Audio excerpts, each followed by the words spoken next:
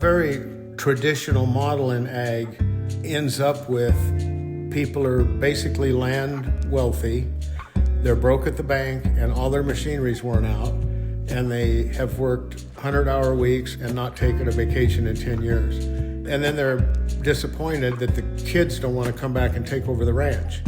But it doesn't have to be that way. And again, we're lucky that we didn't grow up in it. We brought corporate understanding. We brought medical understanding. The medical people are big on lean systems. We brought a lot of corporate understanding about how to do business, how important margins are, and that you really need to understand your top line, your bottom line, all that. So we came in with seeing where if we didn't make changes, if we just plugged into the traditional ag, where we would end up, and we didn't want to go there. That is Stan Hayes of Ramstead Ranch, and we'll be talking to him and his farm partner in this podcast and hear how they turned their status as beginners into an advantage and grew a profitable regenerative livestock ranch. You're listening to Down to Earth, the Planet to Plate podcast, a co-production of the Radio Cafe and Quivira Coalition. I'm your host, Mary Charlotte Domandi. We'll be back with today's show after these two quick announcements. Quivira Coalition has built out a busy spring workshop calendar. We've got soil health workshops happening in New Mexico and Colorado, an on-the-land gathering at Red Canyon Reserve near Magdalena, New Mexico, and a virtual fencing webinar. Check out Quivira's events page at quiviracoalition.org/events, and Quivira is Quivira. Save the date for Regenerate 2025 at the Santa Fe Convention Center, November 5th through 7th. This year's conference, Cultivating Adaptability, will highlight how people from all walks of life are responding to and igniting change through land management practices that help them work in partnership with nature, engaging communities to work together to pool resources and talents, and adapting to changing markets and climates. So mark your calendars. If you would like to be notified when we open registration, sign up for the Regenerate email list at regenerateconference.com. We hope to see you in Santa Fe. And now to our program. I'd like now to welcome Eileen Napier and Stan Hayes. They are co-founders of Ramstead Ranch, which is in Washington State. It's a regenerative farm that grows all kinds of things that we'll be talking about today. Welcome to Down to Earth. Yeah, thanks for having us. Yeah, thank you. Thanks for including us. Well, it's a pleasure, and it's really interesting to hear about your ranch.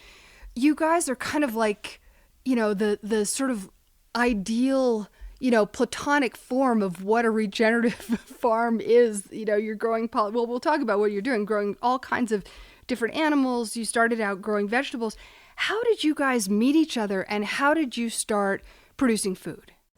Yeah, so Stan and I met it was my summer job. I was actually river guiding, just kind of after college, trying to figure out what I really wanted to do with my life. And it was a seasonal job.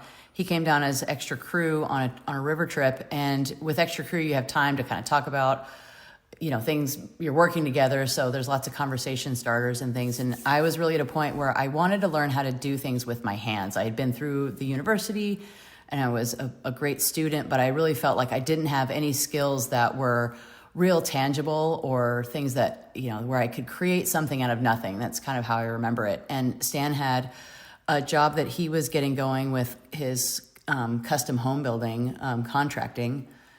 And it was kind of a prime time to go, hey, if you want to learn some skills, I've got a job starting if you want to come work with me. So that was our initial start. So that was construction and home building. How did that lead to farming? Right.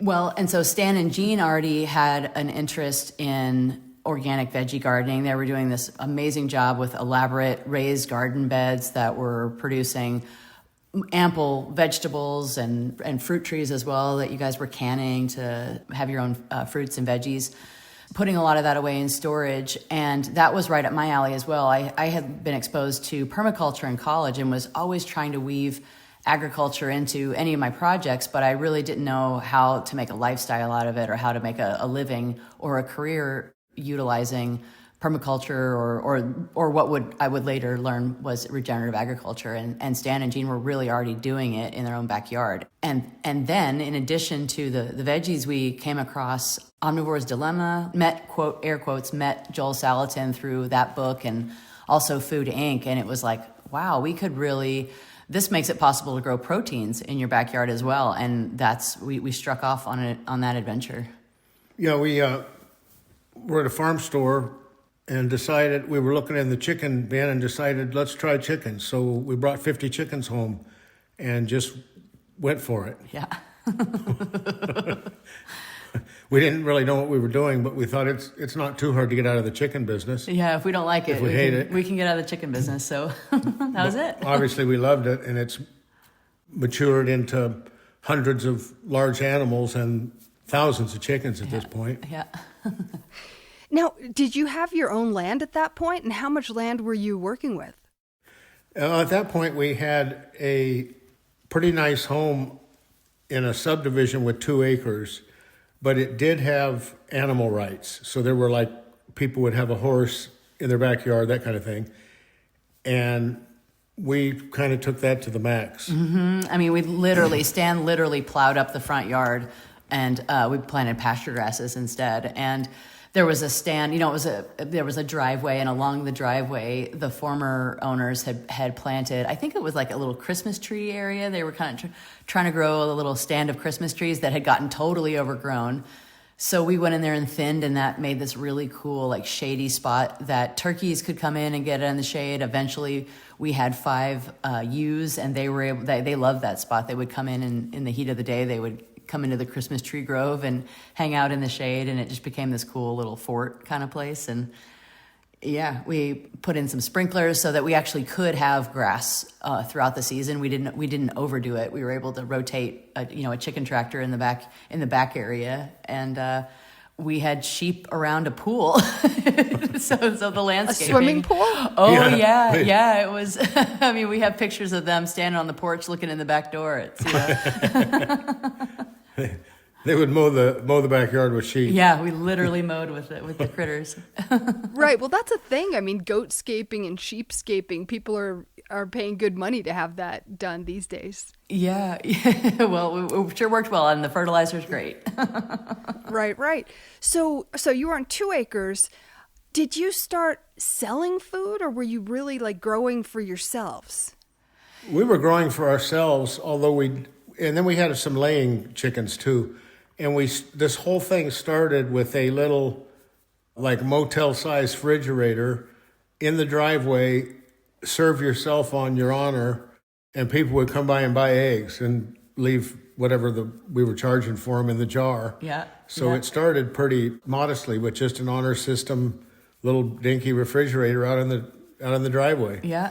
Yeah. And then from there it kind of grew. We cut our teeth a little bit on the farmers market scene with some of our greens from the garden, and then rolled into selling chickens as well. And then behind chickens there was turkeys. So that was probably our first foray into actually selling. But in the beginning it was really just about feeding ourselves, knowing how our meats were raised, so that we could have protein that we could trust, that we knew had been treated well, that the animals had been treated kindly, and that wasn't part of some larger industrial system that we just weren't fond of.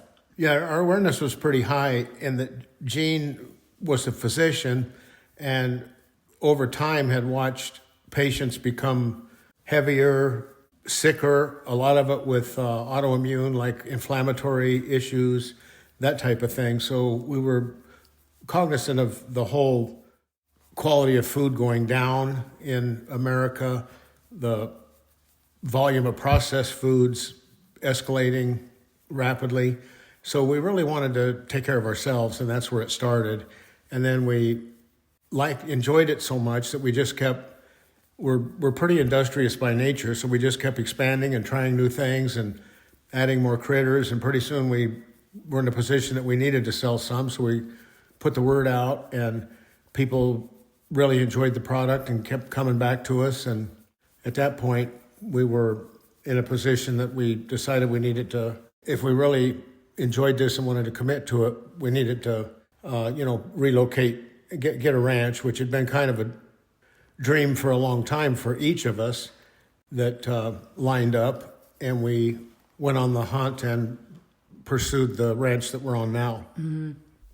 So you went from 2 acres to 240 acres? Yes. Yeah, almost. Not quite in that order. We were on 120 first, and we've expanded since we've been here. Yeah, and then within a couple of years, we bought another 80, and then we bought another 40. Yeah. So it happened pretty fast, but I guess it wasn't all in one stroke. Yeah, and to be clear, the ranch was, and the land and being, on land of our own was always part of the plan, regardless of whether Ramstead ever became a business. We wanted to be sovereign and to have this lifestyle.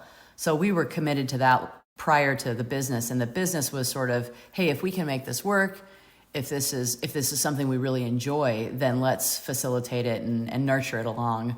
And it has been just that. It's been a grand adventure and totally fulfilling, although very hard every step of the way.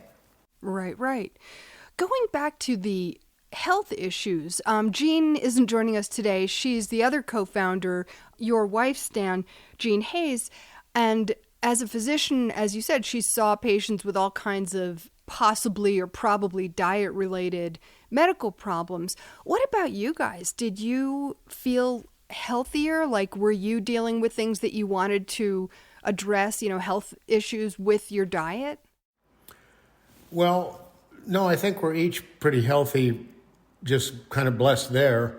But I also understand that we're going to age, and that we really want to give our genetics, whatever they are, for each of us, the best opportunity to express at their highest level, physically and mentally, for as long as possible, to really give ourselves the gift of pursuing that quality of life, and that we have a tremendous amount of influence over that through nutrition. I'm working with some people now that are holistic medicine people that really have a clear handle on there's no amount of supplements or anything we can do to override bad nutrition. That is just a cornerstone of everyone's ability to stay healthy and mentally alert as long as possible, that's such a necessary part. So, I think that we always saw it as an investment in our long-term health. It's a gift you give yourself that can make life a lot easier later. Mm-hmm. And it's especially, I think it's really important. I mean, we've talked about this on this program. When you've got really healthy soils, those soils are bringing a lot more nutrition into the leaves of the plants that are either then eaten by you or eaten by animals and then eaten by people. And those minerals and those nutrients that are in the ground, I mean, if you are eating healthy plants, you don't need those supplements. But the minerals that are in the ground, they really read like the supplement aisle of a supplement store, because those things are missing from less healthy food. They really are. At the end of the day, underneath everything we do is the microbial health of the soil. And there's more microbes in a handful of soil than there are people on the earth.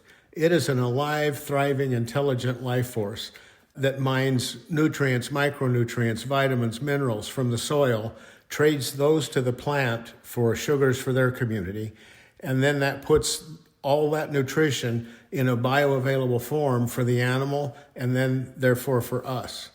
So, for instance, we have probably about a 35-acre piece that 5 years ago would really finish well 50 grass-fed, grass-finished beef.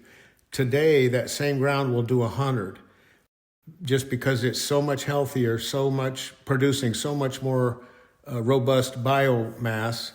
It really is living proof. We're sequestering tremendous amounts of carbon. We're retaining basically all the water that sits with us.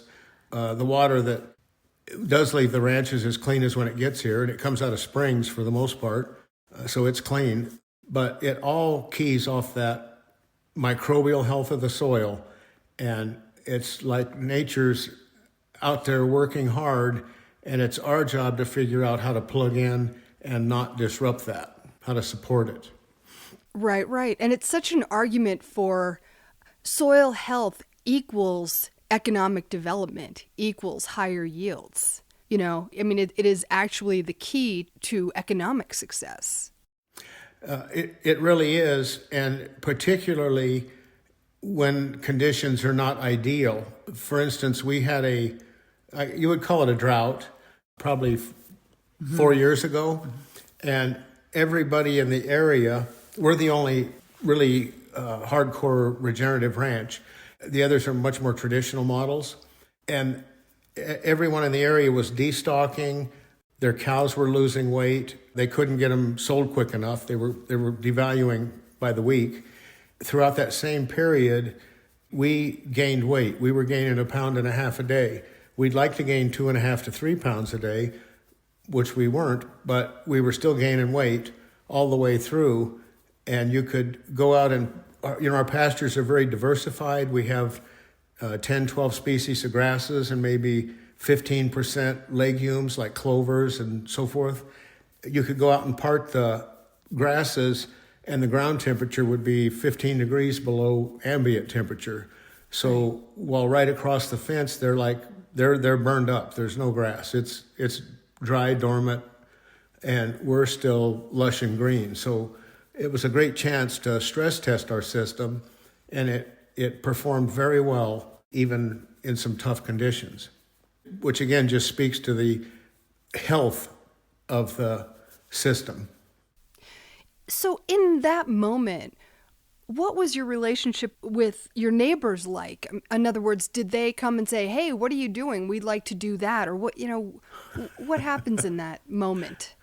That's a curious dynamic. Nobody comes and asks anything.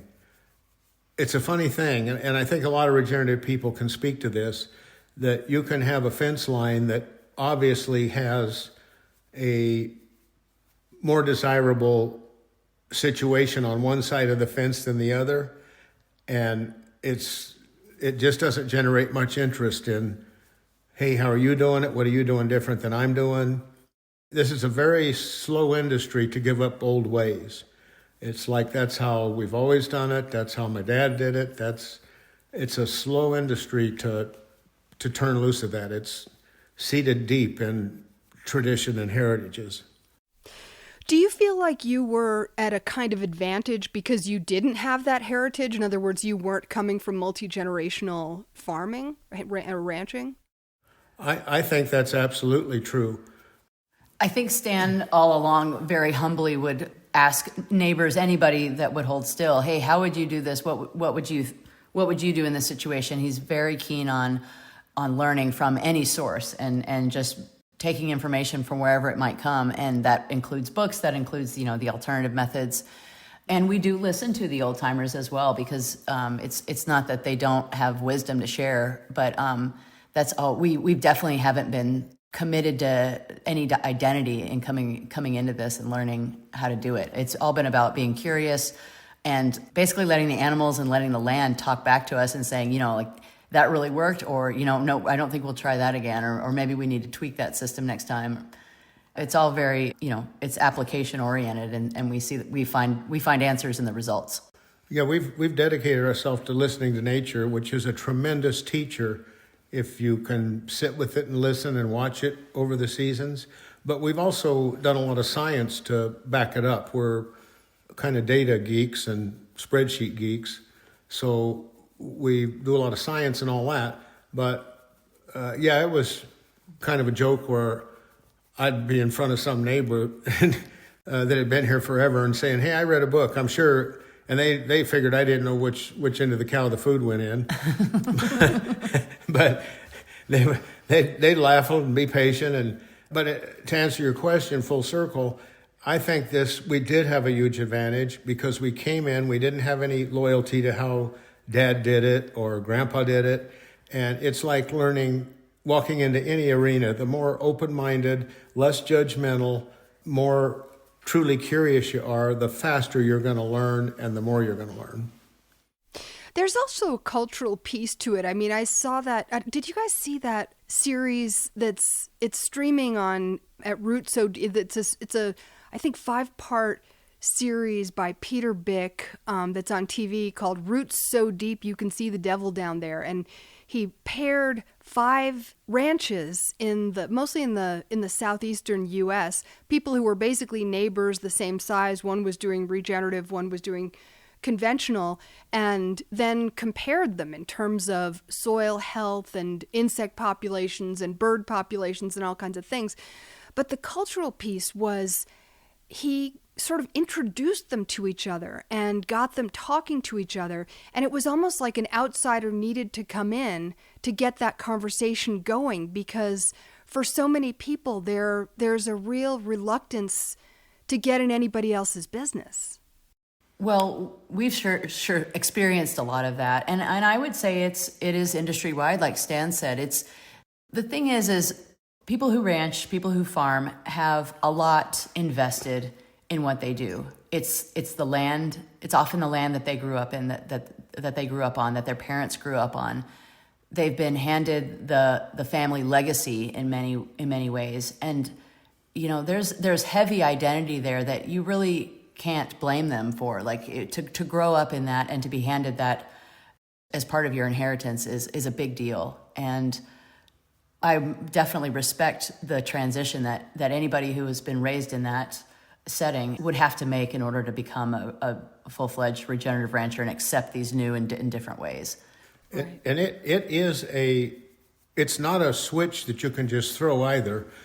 To transition from traditional ag, where you're using heavy fertilizers and supplements, insecticides, weed killers, to transition from there to where we are, you're not going to do it in 1 year. It takes a little while to wake the system up and to get the cycle going. Mm-hmm. So that can take 2 or 3 years, and your yields are going to go down. A lot of ranches are working on operating lines of credit, so they're carrying heavy debt. The cycle is you borrow a bunch of money early in the year, you raise your crop, all your money's out before you get paid at the end of the year, and you need to pay that line down and keep going. And even then, margins are razor thin, so they can't afford failure. And so to try something risky is a huge threat to their livelihood. So you got to factor all that in when you think about what they're up against, so to speak, when it comes to learning from the new guys, the regenerative guys, the different methods. Yeah, right. Yeah. The pressures on them are dimensional. Mm-hmm. It's not just a simple, we'll try this. It's a dimensional challenge that really takes a commitment to move through it. Right. And we've seen people who, devote one corner of their land to doing something, and then maybe it grows from there, maybe it doesn't. What are you using any inputs at all? None. No. Yeah, we have no fertilizers, no sprays, and the animals have no hormones, antibiotics, vaccines, steroids, anything. I mean, we're clean the whole way. Yeah, we will treat for a medical issue. It's not that we're anti-medicine or anything like that. It's just that we'd rather focus on prevention and maintaining optimal health. And if animals are medicated, then they don't become part of the meat source, the stream of animals that go on to be food. Do you find that your animals are pretty healthy? We rarely have a problem. Mm-hmm. Mm-hmm. I don't know if we're just long-term lucky or what, but we're involved with some groups that, have hundreds of, probably 150 ranches or something.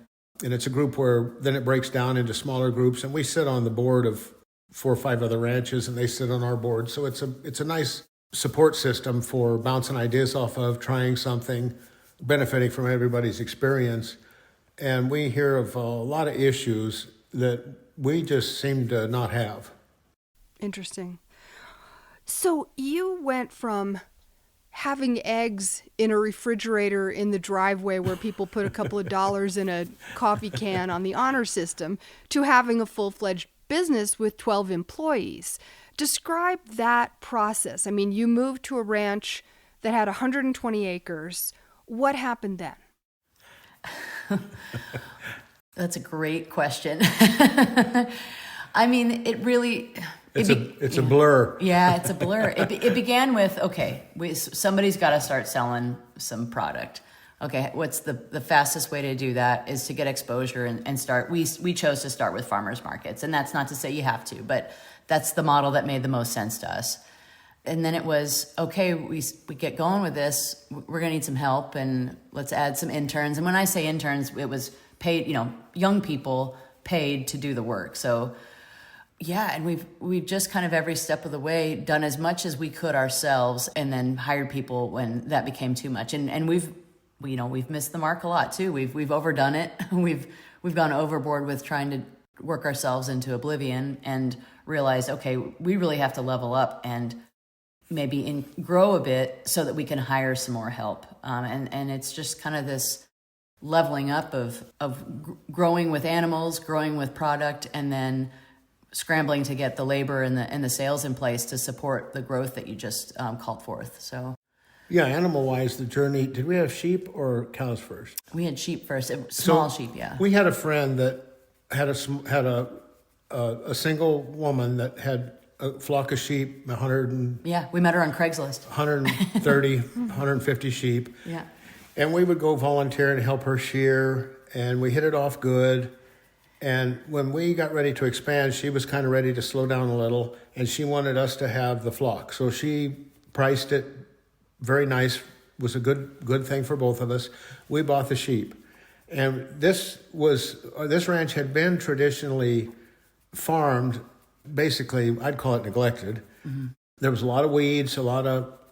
Basically overgrazed and under-fertilized. And, nothing for, like that. Mm-hmm. So we started feeding across the worst weed patches in the winter. So, yep. And they would tromp it in, and that was with the cow-calf herd as well. That was with the cows, mm-hmm. yeah. And then we finally bought like a 12 cow herd or something like that, mm-hmm.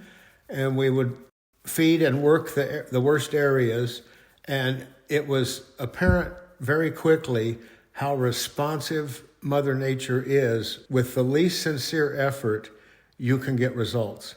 It wasn't any time until we were basically weed-free. The healthy soils and desirable grasses would just choke the weeds out. Yeah, we were overfeeding the hay, not overfeeding, but the remnants of the hay that the cows didn't eat really helped trap moisture in the spring and early summer to help keep the grass growing. And introduce carbon mm-hmm. at an accelerated rate back into the ground. They'd grind it up with their hoof action. So yeah, we were feeding probably a quarter more hay than we needed to. Mm-hmm. And we knew that. We were fine with that. We didn't consider it wasting hay. We considered it an investment in our ground for the future, and it totally worked. And that really started to kickstart the health of the land, which allowed us to start adding more and more animals. And so it was that small cow-calf herd that was 12 animals initially. It was probably 3 seasons later where we're grazing up to, I would say, about 70 animals rotating, cattle, not just. And plus a breeding herd. Yeah, and then... So we'd have been around 100 animals or something like that. Mm-hmm, mm-hmm. And so with that came the need for more employees, which leads to the need for more sales. And so it's just kind of been this growing cycle, and you hit plateaus along the way that, where you're maxed out and you can't really grow anymore until you figure out the sales strategy again, and then you kick that into gear, and now you've got a little more cash flow to then grow a little bit more as well. So it's just been a natural organic growth cycle that's been born out of our basically supply and demand with our customers. Yeah. But we've enjoyed healthy growth the whole way, from 40 to 100% growth year in, over the years. They've always been I think the least year we had was 40%, and one year we looked at it and decided we needed to scale to really be economically as stable as we wanted, and to treat everybody as well as we wanted, and we doubled that year. Mm-hmm. So yeah, I was just thinking back. We did kind of hit a plateau where we weren't hiring, and I think it was because of that we were kind of stuck at a flat growth, so to speak. Yeah. Until we said, hey, we in a way we kind of got to risk it. We got to hire more people than we think we can afford this year, and just trust that we'll grow into that and be okay at the end of the year. And it worked wonders. It really did. It worked wonders for our own healthy lifestyle as well, so that we could step away from so much of the hands-on tasks and have other people take care of more of the needs of the business and the ranch. Yeah, a very traditional model in ag ends up with people are basically land wealthy. The land's escalated and appreciated, and their land is worth quite a bit. They're broke at the bank, and all their machinery's worn out, and they have worked 100-hour weeks or 80-hour weeks and not taken a vacation in 10 years. And we just looked at that. You can see it everywhere. And then they're disappointed that the kids don't want to come back and take over the ranch. Right. So it's kind of a sad dynamic in ag in America, but it doesn't have to be that way. And we've searched hard for, and again, we're lucky that we didn't grow up in it. We brought corporate understanding. We brought medical understanding. We brought worldly experiences with where systems, the medical people are big on lean systems. We brought a lot of corporate understanding about how to do business, how important margins are, and that you really need to understand your top line, your bottom line, all that. So we came in with seeing where if we didn't make changes, if we just plugged into the traditional ag, where we would end up, and we didn't want to go there. So we have always been careful to understand what we're doing, where we're going. Freeing up our own time is always been part of our mission and vision, and we keep devising systems to do that. So you take vacations? We do. We do now, but and that's not to say we always had a handle on that. We definitely went through a period of ignoring the signs and overworking ourselves and kind of getting into a rut where, it really took some effort to go, hey, we've got to make a decision to do things differently, or we're going to be that same picture of overworked and unhappy with the lifestyle that we got into by choice. We chose to do this, and it is easy to let it kind of take over your life. So it is. For one thing, you totally enjoy it. Mm-hmm. I mean, you have no problem being out in nature, engaging it with the animals or the land or whatever. Is so enjoyable. You don't really sit there and think, I wish I was on vacation somewhere. I mean, you're just enjoying it, but you get caught up in it. Yeah. And we realized we were approaching that when we backed up, and we also wanted to scale. And that's when we backed up and went to redevised our business model and started incorporating some partner producers that would produce some of the proteins for us at our specs. They were like-minded producers, and we started including other small ranches in our production in helping us keep up with production. And that's worked very well. And it's also a very gratifying aspect because very few ranchers or farmers like to sell their stuff. They just want to do what they love. They want to do their animals. They want to do their land. They don't want to call around and see, do you want to buy half a cow? Most of them will tell you they hate that. And we do have a marketing outlet that we realize this has to be part of it. We might as well take this thing on and take total responsibility for it. And that's our path to freedom for ourselves and many others. So it affords us the ability to pay them more than they would be paid in the commodity, like the sale barn. So, but anyway, one of the very gratifying aspects is we've been able to bring many other small ranches with us as we grew. Right. Now, I mean, you said a while back you started at the farmer's market. What happened next? And do you have a whole direct, I see from your website, you do have direct marketing to consumer. Is that the main way that you sell? It is, yes. And so it wasn't long after we started doing the farmer's market that our mentor who sold us the sheep, she had a strong website, and she really supported that and said, hey, like this is something you got to have, whether or not you're selling through it, at least you want that billboard. And she'd had hers around since websites in ag were sort of rare. And so she helped us get that started. But I was pretty keen on, I want to sell through like a shopping cart style. That's the kind of shopping that I understood. And so I didn't want to just have people have to read a page and see how much the product is per pound and things like that, and have to then ask questions like, well, how big is the chicken, and how many legs come in a package, and that sort of thing. So it was pretty soon after that we purchased a the use of a proper shopping cart website where we could plug in products and then folks could actually place orders through the website instead of just kind of off of a digital spreadsheet kind of thing. And it worked wonders. It was really helpful. People loved it. It made their choices easier, answered all of their questions, which is really what a good website does. And then the website software that we use allows for multiple avenues of sales channels, essentially. So people can pre-order to pick up at the farmer's market. They can pre-order to come pick up here at the farm. They can pre-order to meet us on our monthly local pickup route. And then eventually we started shipping as well. And so people can place orders to have them shipped to their doorstep as well. Just to be clear, we still do 3 farmers markets. We're looking at 2 more. We do a drop site once a month, all pre-described.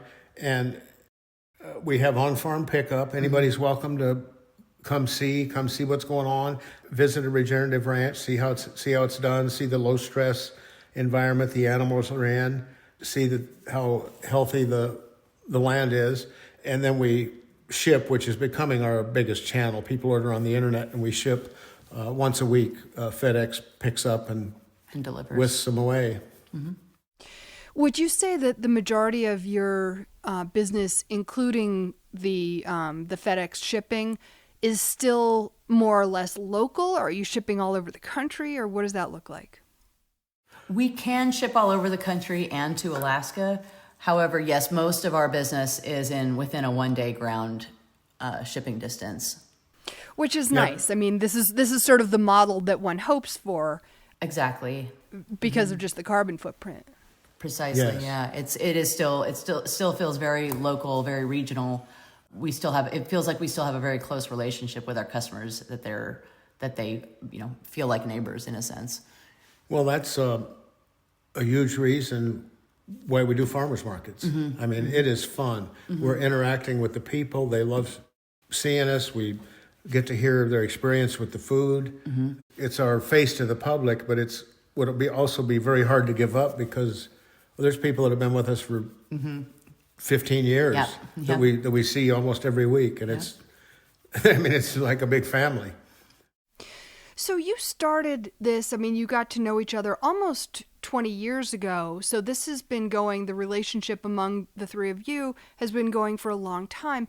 And it's the model that so many people would like to do, which is start small and then grow.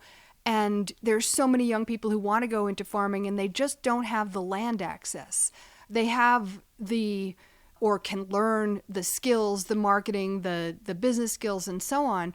But having access to the land is such a barrier, and it wasn't for you. Why not? Was it because of your professions in construction and medicine that allowed you to have access to the ranch? Well, I suppose in a way we had incomes from other sources, and after we bought the ranch, I worked for 2 years finishing up commitments. Mm-hmm. You worked 3. Mm-hmm. Gene worked 12. Mm-hmm. Mm-hmm. So we had off-ranch incomes to help build the infrastructure. And all of our money went to fences, roads, water systems. We were living in the land itself, basic shop. Mm-hmm. It was pretty Spartan. Mm-hmm. But it was wonderful. It was wonderful. We built a fireplace, our first welding projects. You can imagine what it looks like, but it was awesome, laying there and reading at 4 a.m. while it snowed outside. That said, with our professional ranching group that Stan mentioned, we see people who have graduated from college with nothing but their hands in their pockets and have built, the equivalent of 7-digit businesses, right. And sometimes very quick within 2 or 3 years. That's right. So these people are demonstrating it is possible, but they are risking, they're risking their signature, they're risking significant finances to make it happen. And I think when I hear people talk about making it work, there's a lot of folks who are very risk adverse, and you're just not going to get there in ranching and farming if you're not willing to take calculated risks that you can back up. But there manageable risks because Yes. you can mathematically understand what you're doing. Yeah, and it's not like a gambling situation. It is an investment situation. Agreed. And there's also the demographics of the ag industry. There's a lot of retired, want to retire, 60 plus, 70 into the 80s ranches out there that have nowhere to go with their ranches. And they don't want to go to the big factory producers. There are opportunities out there to align. You have to get out and find them. But, you can do that driving door to door and talking to people. yeah. There are opportunities for young people to do that, make a lease arrangement, probably come with a heck of a mentor. Yep. And a wide variety, a wide range of skill sets are needed.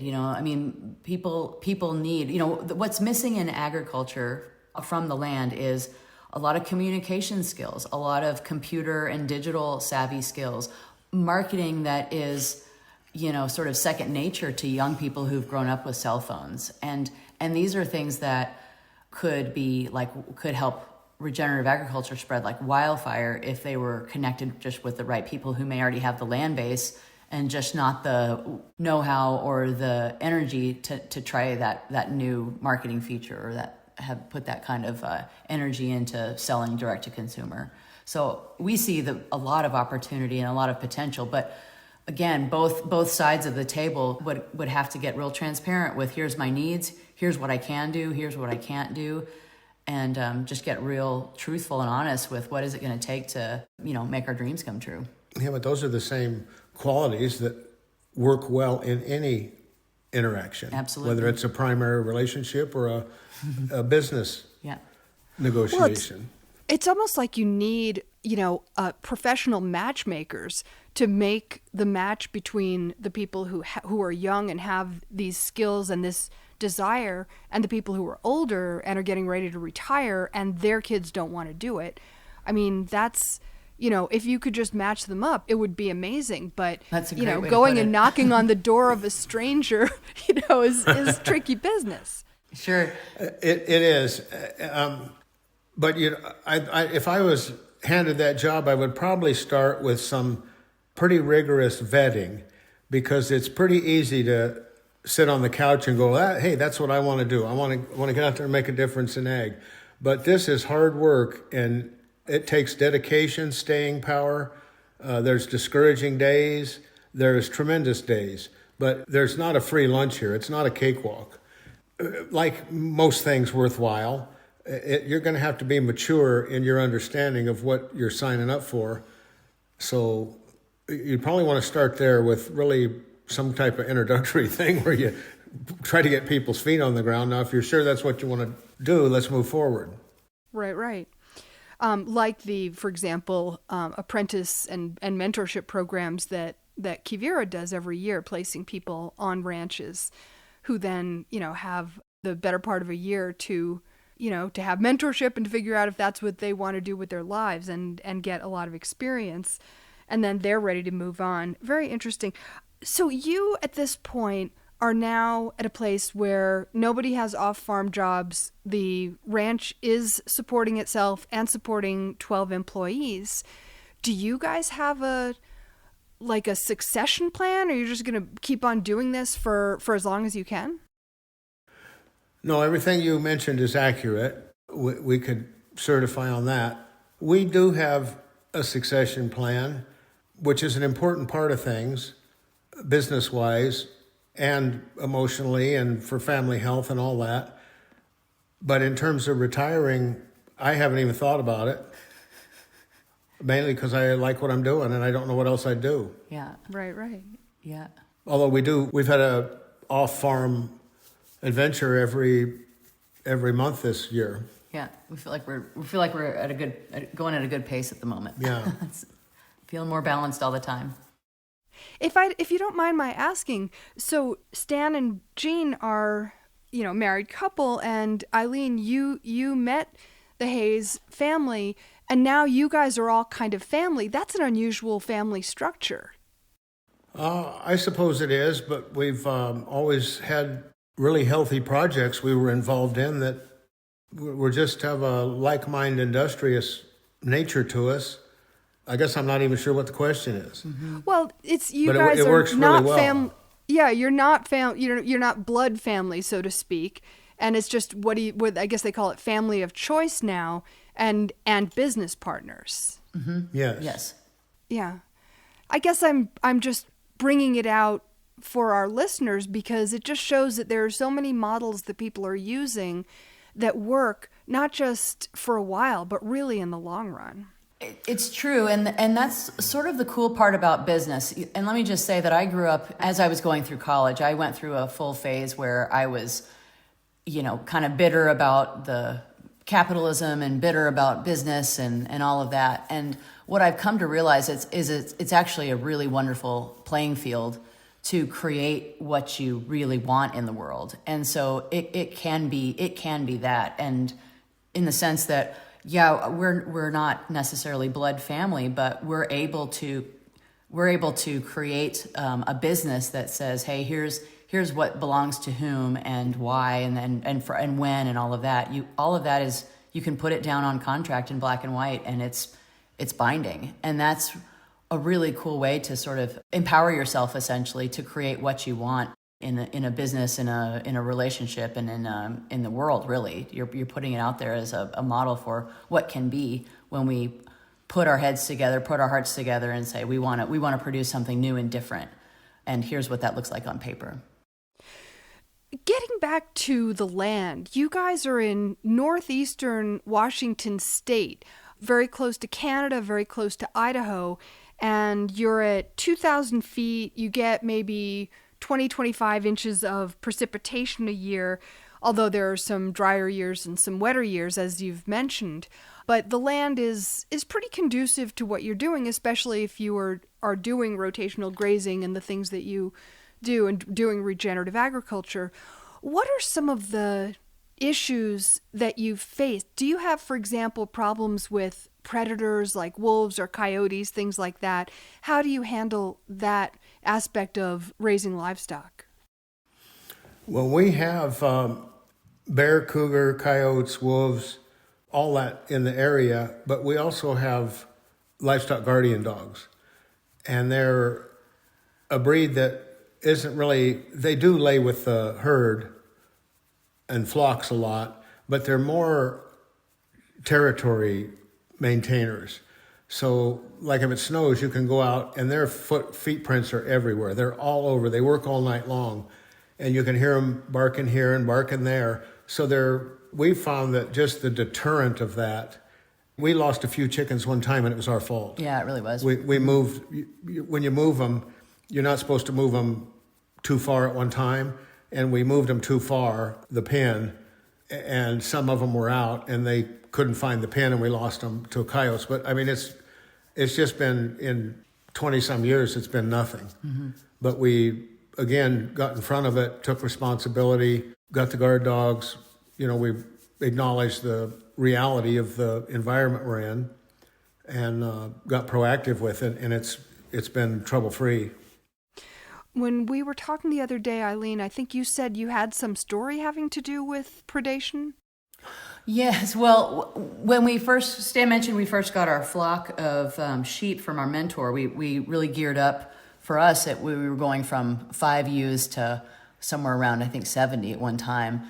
And with that came, responsibility. We've got to get a livestock guardian dog. And so we started with our first, and his name was Freddie, and he was not full grown. He was just getting to be a year old or so, and knew his job, was dedicated, loyal, but he was just one dog. And as the snow was setting in, we started seeing footprints in the snow, big ones that were not Freddie's. And that put our guard up, and we were putting out game cameras, and it wasn't before long that we caught wolves on the cameras. And so we knew that we had a problem.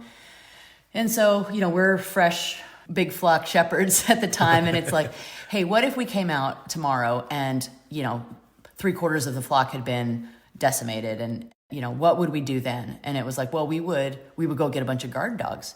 And it's like, well, why don't we just do that and not wait till we have a problem? And so we called around. We had, again, we can't say enough about it. If you're getting into this, find mentors, surround yourself with good people that you trust, that you can bounce questions off of. And so we hit our network of mentors and found these dogs who were coming from, they worked thousands of acres and protected thousands of sheep.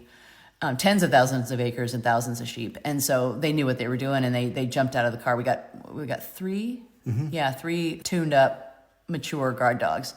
Jumped out of the truck, and they already knew what to do. And so, great, we're feeling good about things. We got Freddie, the little guy, we got him some backup, and we're on our way. So we're still learning all this and watching the wolf activity and whatnot on game cameras, and it wasn't before too long that we actually caught in the same frame one of those wolves with one of our guard dogs, and they were in no way at odds. They were cruising in the same direction, and it's like, wait a minute, this is not supposed to happen. And so turns out, this could be a very long story, but basically what had happened is that 2 female wolves had split from their main pack and were trying to form a new pack. And it was our new guardian dogs that they were trying to take up with, that they had basically befriended. And so they're like, will you be my boyfriend? Basically, yeah. You guys are good looking dudes. Maybe we could make some puppies. And they really did. They were very habituated is the term that the Fish and Game were using. They were comfortable. They were eating out of other neighbors' dog bowls and things like that. So they were quite exposed to human interaction, more so than they should be. And so they weren't as fearful. But these dogs were new to us, and they were still intact. And so we kind of had this long extended moment of trying to get our dogs back, getting them neutered and protect our sheep. And in the whole time, we didn't know quite how friendly they had been. We were still worried that these wolves are drawing out our dogs, or our dogs at risk, and that sort of thing. And in the end, the wolves never attacked our livestock. They were really more interested in setting up a pack. And only 2 of the male dogs were really interested in the female wolves. We had a female guard dog. She stayed kind of vigilant and protected the sheep the whole time. But it was really an exercise in, there can be wolves, there can be predators in the area that are not out to get your livestock. Like we never had any depredation through all of that. Oh, that's so interesting. And meanwhile, you had to say, Rex and Fido, you're not allowed to go out with the wolf girls. We did, yeah. And we were able to rein all of them back in, and that was over like a 2 or 3 month period that we were getting the boys back. But then the female wolf, one of them expired. She got hit by a vehicle. She got hit by a vehicle. And the other one stayed around for almost a year. And it wasn't like she was with our dogs the whole time. She would still range and roam, but we would often see her come back, and she would be around the ranch without molesting the animals, without causing any problems for the livestock. And we had cows and calves and sheep and lambs, and it was definitely, we just never had a problem with her. Yeah, we just relaxed more and more, stayed aware, but just kept observing that she's done nothing wrong. And watch her trot through the cows with calves, and none of them were nervous. And it's like, I'm like, why am I nervous if everything out there knows more about this than I do? If they're not nervous, there's no reason for me to be. Right. So, and I'm not saying that that's going to be everybody's experience, but ours was very positive, having a wolf here. Basically live on the ranch for a year. And our big takeaway was, you can get proactive and prevent a problem before you have one, if seeing the signs and evaluating what your options are. And that's what we did, and it worked for us. But that said, I don't want to undersell it. We've got a finite boundary. We're not like the ranchers that send their cows to the high country. They're scattered over miles and miles, and they have wolf problems. That's a different situation. But it's another advantage of rotational grazing, where you know where your cows are, and it's not in as vast a pasture as it would otherwise be. Yes. Yes. Ramstead Ranch is on the web at ramsteadranch.com. Eileen Napier and Stan Hayes are co-founders. Now, if people want to find out more, I know you do farm tours and you do welcome people to the ranch. Absolutely. We love to have people come. You can contact us at ramsteadranch.com, and we answer emails, we answer the phone, and we love to schedule people here at the ranch to see how their food is raised, to see the benefits of regenerative agriculture, and we do as much as we can on online as well, and we're on Instagram, Facebook, TikTok, and we do YouTube, and we do as many of these interviews as we can, like we're doing with you today. You know, an interesting side note, we do several school children things a year, and I'm always impressed that sometimes they're second and third graders, and sometimes they're, juniors and seniors, and every group is thick with questions, and good questions. And they're different questions from the little kids than they are from the big kids, but I'm always blown away by how interested they are, how assertive they are in asking their questions, and they're thought-out questions. It's really fun to watch the young people of every age and how engaged they are for age-appropriate types questions. Mm-hmm. Well, and then the adults are always welcome. They're always fun. Well, it sounds like you guys are not only doing a great job for the land and for yourselves and your business, but also having a great time doing it. It's a worthwhile adventure for sure. It really is. Yeah. And a lot of that is the great people that are around us. We've engaged a management system. It's called Scrum. It's a rugby term, but it comes out of the computer industry, a whole management system, which it really is designed to empower. You give the person the authority to do whatever their job is, all the resources, and dedicate myself to removing whatever obstacles are in their way, whatever impediments they have. So it really empowers everyone. And when you really push dignity and power back to each position, whether it's the new guy or somebody that's been here for 10 years, when you really start giving them a voice and restoring dignity to their position, the synergy of that and the proactive cross-training and really taking an interest in understanding what the whole ranch is, getting their head around the whole thing. It affords some amazing results, and it gives us an awesome team to work with. That's the bottom line. So, it makes it a lot of fun for us. And we're surrounded by an amazing team of people. Yeah, that's great. Well, and I just want to say, picking up on something that you said before, Eileen, being a young person and seeing the real problems with capitalism, and then getting into business for yourself and seeing the upside of it. I mean, there's such a big difference between local and regional small business level playing field capitalism like what you're doing and the kind of corrupt monopoly capitalism that really isn't a level playing field at all, and that's trying to destroy small businesses instead of bringing them up and cultivating them and empowering them like what you're talking about. And I think, moving our economy to models like what you are demonstrating is really an important part of thinking about the big picture. Yeah, it's 100% empowering to the people that want to make change in the world, and it's worth it. Well, thanks again for being here. This has been really fun. Thank you for having us. Thank you very much. Yeah, we've enjoyed it. You're good. You made it really nice. Excellent. You've been listening to Down to Earth. We would love it if you would support this program, which you can do by going to patreon.com/down-to-earth-planet-to-plate, where you can sign up for as little as $3. Patreon is Patreon. And also, please rate and review the podcast on Apple Podcasts or wherever you get your podcasts. The Quivira Coalition is a not-for-profit and a community network of ranchers, farmers, conservationists, scientists, educators, and many others dedicated to regenerative practices that produce healthy food, support meaningful livelihoods, sustain biodiversity, and remedy the impacts of climate change. To learn more about Quivira and how you can support their work, visit quiviracoalition.org, Quivira. And finally, this show is a production with the Radio Cafe. You can check out radiocafe.org to hear back episodes of this show and also find all kinds of other shows on a wide variety of topics as well.